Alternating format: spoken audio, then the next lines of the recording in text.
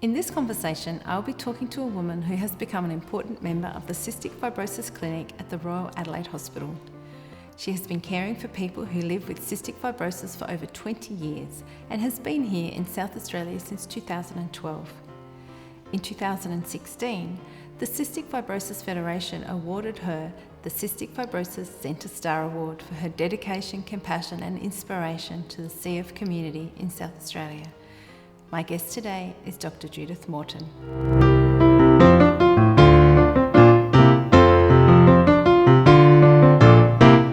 Hello Jude, welcome to Footprints in South Australia. Thank you for joining me for a chat. My pleasure, thank you for inviting me. Now Jude, I want to start off with perhaps your childhood, and I know that your father was in the Air Force before you were born. How was your family life impacted by his service? I think we were impacted in a very positive way. Dad's always been very much a well-respected person within our family and pretty much with everybody he knows, and I think therefore that set us very high standards because of the high standards that Mum and Dad have set for us and the way people see Mum and Dad for their background story prior to when they had us. Outside of medicine, who are the people you've admired throughout your life and how have they influenced you? Oh, outside of medicine.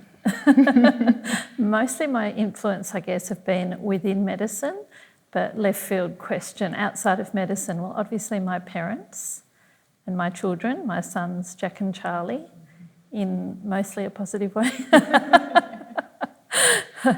They're 18.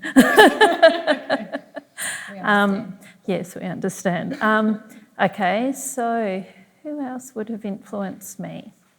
Influenced me in a change of career would have been a next door neighbour way back when I was very keen when I was leaving school to leave the Air Force, to join the Air Force and do career path aeronautical engineering. My next door neighbour was in the Air Force and he advised me against it. He said the Air Force is not a place for women. He said, I'm very sad to say it, I think it would be great, but I'm only saying it be in your best interests, and hence I didn't follow the footprints into the Air Force. Whether that was, I think it was probably good advice for the era and the time. Hopefully times have changed now. So next door neighbour, and the influence that probably led me down the path of my subspecialty in medicine was a brother of one of my friends in medical school. He started going out with a nurse and her brother had cystic fibrosis. So in the last couple of years of medical school, we spent a lot of time with him up on the respiratory ward. It was a whole different ballgame, cystic fibrosis in those days. He went on to be one of the early lung transplant recipients and did very well along that lines. But I guess having met him at that time and therefore being on the ward and meeting other patients, his friends, because in those days people with CF, they were their own group, very inspiring. And so when I finished medicine, my goal in medicine was to become the head of cystic fibrosis at the Alfred, actually, which was very different to many people in Australia. In the time I went in who worked in cystic fibrosis, most of them just fell into it because other people did not wish to pursue that path. But I went down that specialty line specifically because that was what I would like to work in. So yes, so he had an influence on me at that time, and later on when I came back to Melbourne, I cared for him as his doctor as a transplant recipient as well. So that was, very special and meaningful. Circle. Yeah, full circle. So when you were choosing your career, was medicine your first choice? No. Oh, apart from engineering, was there something else? Obviously, you were dissuaded from joining the Air Force. Yes. Was it immediate to you that medicine was the next thing to do? No, that was a little pathway over the next year. I got a scholarship to do actuarial studies. So again, perhaps influenced by my father, who worked in the insurance industry and was very proud of this. I went up to Sydney and studied actuarial studies for a year, becoming obvious over the course of that year, and particularly during the work experience in the office, that it perhaps wasn't the best career for me. Next choice, police force. Unfortunately, at that time there were height limitations and I missed out by a centimetre, so I didn't join the police force. Next choice, physiotherapy. However, they were really thought a lot of themselves and weren't particularly gracious when I said I would like to become a physiotherapist, and said I would be lucky to get in. You know, we did HSC, so my HSC score perhaps wouldn't be good enough for physiotherapy. So I went to a careers counsellor at Melbourne Uni. My original whole kind of life dream as a child growing up was to be a vet. Mum dissuaded me from being a vet. She said you'd never survive, you would have a house full of animals and you would go broke, which was probably pretty true. So the careers guidance counsellor at Melbourne Uni suggested medicine. He said because you'll do the basic degree and then there's a lot more paths you can take at the end of it. So no, it wasn't my first choice. So it took a long time, I suppose. You explored many things before you actually got on that journey to medicine. I know I've met many people who are very grateful that you made that decision and would be toasting the careers advisor for setting you on that pathway for sure. So from the outside, it seems that there are many more women practising medicine now than perhaps when you began your training. What has it been like for you as a woman in medicine? There's still many more challenges for women in medicine than there are for men. You know, it remains, I think, perhaps that's not unique to medicine. I think that still remains an issue with many professions. And I think at my level, at a senior level, perhaps as you get older, you're a bit less tolerant of the politics in the world that you work. And yeah, it's a very difficult role, and I think you have to be very committed to be a woman negotiating medicine still, particularly in the public system. I think in private there's probably a much more gentle path because you're in control of your own life and business and work. So Jude, you're now working at the Royal Adelaide Hospital as the clinical lead for cystic fibrosis, but you've held positions in cystic fibrosis and lung transplant units in a number of places. What was the inspiration for your move to come here to South Australia? When I was my boys were in year 4, and I had a job at another institution in Victoria where I was head of cystic fibrosis. I also worked with the lung transplant unit at the Alfred Hospital. So pretty much had at that point worked with the Alfred since the very first lung transplant. Back then I was an intern. So I was quite invested in transplant as well as in cystic fibrosis.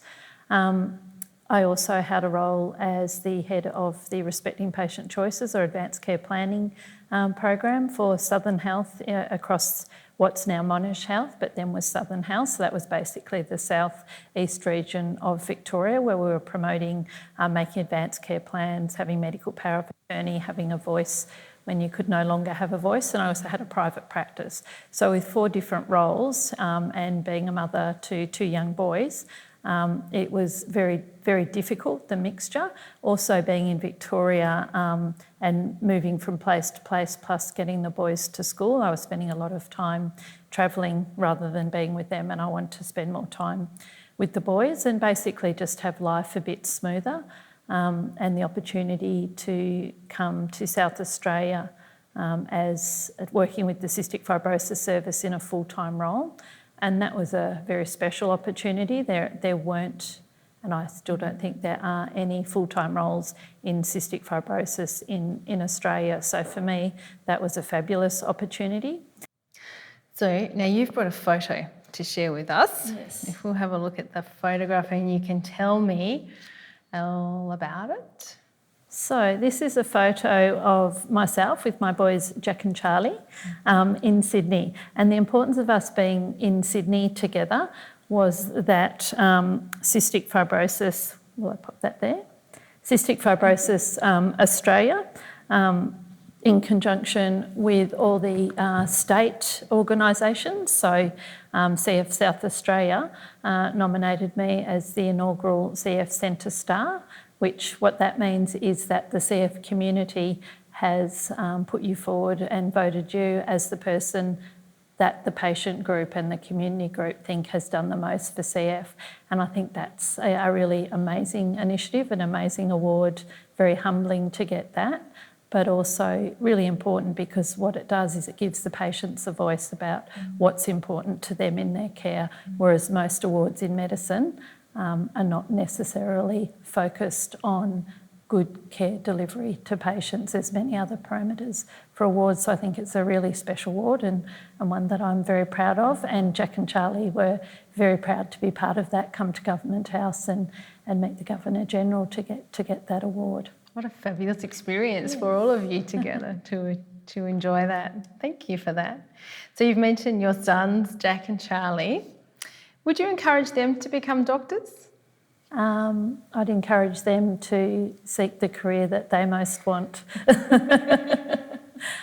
So if they chose to do medicine, that would be fantastic. But mostly I want them to choose the path that's right for them. So Charlie at the moment's taking a gap year, and Charlie's biggest dilemma in year 12 was not how he was going to do in the marks. He knew he was going to do well, he worked really hard, but what does he want to do with his life? So he's trying to work that out as we speak, but I see that as really exciting. He understands he's got lots of choice. He wants to do something that's not medicine. Medicine as a career is very focused. So if the boys and the girls who want to do that,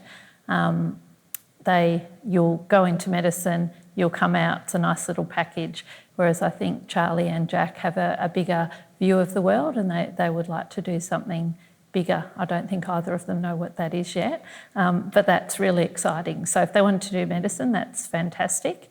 I think unfortunately they've observed through their lives the effect that's had on me at the political level, and the hours that I work, I'm often home very late and dinner's late.